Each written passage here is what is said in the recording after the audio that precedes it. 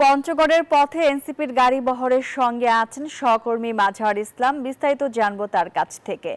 মাঝহার, এখন আপনি কোথায় আছেন এবং কোথায় এই মুহূর্তে পৌঁছেছেন এনসিপি নেতাকর্মীরা, সেখানে কি পরিস্থিতি দেখতে পাচ্ছেন আমাদেরকে জানাবেন। জি, আপনাকে ধন্যবাদ। আপনি যেমনটা বলছিলেন যে জাতীয় নাগরিক পার্টি এনসিপির যে পদযাত্রা এবং সেই পদযাত্রা থেকে দলের শীর্ষ নেতারা কিন্তু সবসময় বলছেন যে বিচার সংস্কার এবং জুলাই ঘোষণাপত্রের দাবিতে তাদের যে 29 দিন ব্যাপী যে পদযাত্রা, সেই পদযাত্রার মূলত আজকে তৃতীয় দিন চলছে। এই মুহূর্তে আমরা পঞ্চগড় শহরের দিকে যাচ্ছি। এর আগে আজকের তৃতীয় দিনের কর্মসূচি শুরু হয়েছিল সৈয়দপুর উপজেলা থেকে। সেখানে শহীদ সাজ্জাদ হোসেনের কবর জিয়ারতের পর নীলফামারী শহরে একটি পথসভা হয়েছে। সেখানে দলটির শীর্ষ নেতারা কথা বলেছেন এবং সেই পথসভার শেষে এখন মূলত পঞ্চগড় সদরের দিকে যাচ্ছে। সেখানে সন্ধ্যায় আরও একটি পথসভা হওয়ার কথা রয়েছে। দলের নেতারা কিন্তু বলছেন আজকের বক্তব্য যে জিনিসটি উঠে এসেছে যে এনসিপির কর্মসূচিকে বানচাল করার জন্য একই সাথে নির্বাচন এবং সংস্কারকে পিছিয়ে দেওয়ার জন্য একটি অংশ ষড়যন্ত্র করছে এবং সেই ষড়যন্ত্র অংশ হিসাবে কিন্তু জাতীয় নাগরিক পার্টি এনসিপির কেন্দ্রীয় কার্যালয়ে হামলা করা হচ্ছে এবং নির্বাচনকে পিছিয়ে যেন দ্রুত নির্বাচন হয়ে যায়, সংস্কার যেন না হয়, সেজন্য একটি পক্ষ হচ্ছে ষড়যন্ত্র করছেন এমন কথাও বলছেন। ফলশ্রুতিতে এনসিপির শীর্ষ নেতারা অভিযোগ করছেন যে একটি দল শুধু নিজেদেরকে ক্ষমতাশীল ভেবে তারা পুরনো বন্দোবস্তের দিকে ফিরে যেতে চায়। তারা বলছেন যে চাঁদাবাজ মাফিয়াতন্ত্র বাংলাদেশে আর থাকতে পারবে না। 5 আগস্টের আগের যা পূর্বের বাংলাদেশে যারা বাংলাদেশকে ফিরিয়ে নিয়ে যেতে চায় তাদেরকে যে কোনো মূল্যে জনগণকে সাথে নিয়ে তাদেরকে প্রতিহত করা হবে, এমন কথাও কিন্তু তারা বলছেন। ফলশ্রুতিতে তারা বিচার সংস্কার ছাড়া কেউ নির্বাচনে যেতে চাইলে তাদেরকে জনগণ গ্রহণ করবে না, এমন কথাও বলছেন। আজকে তৃতীয় দিনের যে কর্মসূচি, সেই কর্মসূচির শেষে আগামীকালকে যে চতুর্থ দিনের কর্মসূচি, সেটি শুরু হবে মূলত ঠাকুরগাঁও থেকে। আজকে পঞ্চগড়ের যে জনসমাবেশ হবে সেখান থেকে মূলত রাতেই তারা আবার ঠাকুরগাঁওয়ের দিকে যাবেন। একটু কথা বলে রাখি, পঞ্চগড়ে যখন ঢুকেন, এই ঢোকার সময় কিন্তু রাস্তায় 2 থেকে 3টি জায়গায় তাদেরকে স্বাগত জানানো হয়। সেখানে এই অঞ্চলের এনসিপির কর্মী সমর্থক যারা আছেন তারা তাদেরকে হাত নেড়ে এবং ফুলের শুভেচ্ছা দেন এবং একই সাথে একটি উপজেলায় কিন্তু পঞ্চগড়ের কার্যালয় উদ্বোধন করা হয়েছে। সেখানে দলটির শীর্ষ নেতারা কার্যালয় উদ্বোধন করেছেন।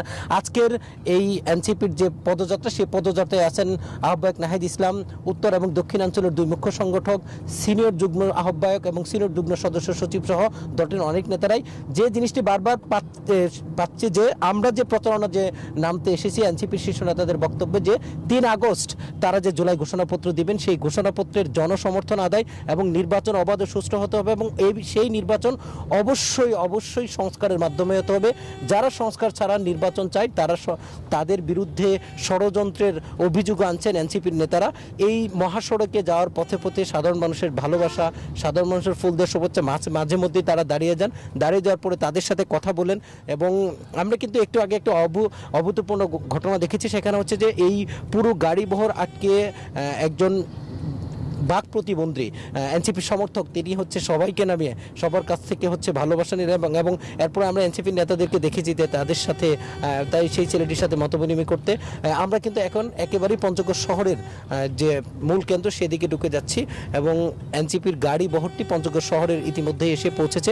কেন্দ্রীয় নেতারা এই জায়গায় দুপুরের একটা বিশ্রাম নেবেন। বিশ্রাম নেওয়ার পর মূলত তারা সন্ধ্যায় যে তাদের পথসভা রয়েছে সেই পথসভায় অংশ নেবেন এবং এই মোড়ে মোড়ে মানুষের যে ভালোবাসা, সেই ভালোবাসা তারা শিখতে হচ্ছেন তাদের ভাষায় এবং তারা বলছেন যেভাবে তারা সাড়া পাচ্ছেন এভাবে যদি 64 জেলায় তারা পৌঁছাতে পারেন এবং কোনো রকমের বাধা ছাড়া যদি জনগণের কাছে পৌঁছাতে পারেন, তাহলে তারা যে স্বপ্ন নিয়ে এগিয়ে এসেছেন, যে স্বপ্ন নিয়ে একটি নতুন দল প্রতিষ্ঠা করেছেন। আপনি জানেন যে নাহিদ ইসলাম তার বক্তব্য কিন্তু বারবার একটি বক্তব্যে বলছেন যে 5 আগস্টের পরবর্তী বাংলাদেশকে, অর্থাৎ নতুন বাংলাদেশকে তারা যেভাবে দেখতে চেয়েছিলেন, যদি সেই অর্থে বাংলাদেশে পরিবর্তন হতো তাহলে তাদেরকে নতুন দল গঠনের প্রয়োজন দেখা দিত না বা তারা নতুন দল গঠন করতেন না। কিন্তু তারা যে স্বপ্ন নিয়ে একটি অভ্যুত্থান ঘটিয়েছিলেন, সেই অভ্যুত্থানের স্বপ্ন বাস্তবায়ন হয়নি।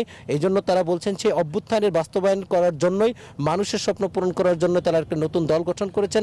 মানুষের ঘরে ঘরে যাচ্ছেন এবং মানুষের কথা শুনছেন এবং মানুষের কাছ থেকে যে ধরনের অভিযোগ পাচ্ছেন সেই ধরনের অভিযোগগুলো যদি তারা কখনো ক্ষমতা এসে সেগুলো সমাধান করবেন।